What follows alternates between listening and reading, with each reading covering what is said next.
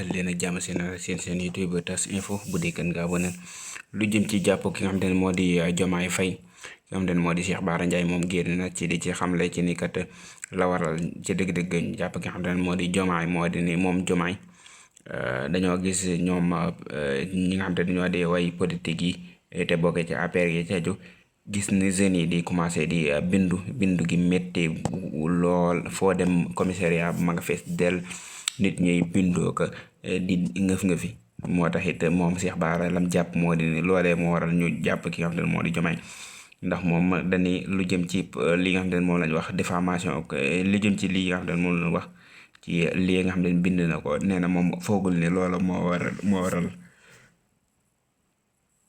waral mbir moom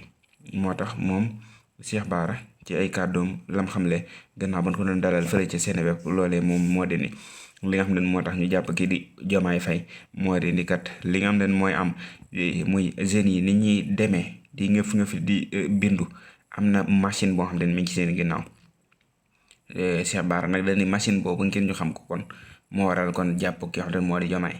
loolu nag Cheikh Bara dañuy ab xalaatam la rek waaye xamagul ca dëgg-dëgg li nga xam te ne moo waral jàpp ki nga xam te ne moo di Diomaye Faye mi nga xam te ne bokk na ci ñi nga xam te ne ñooy yore kàddu lii nga xam te ne moo di parti bi di Pastef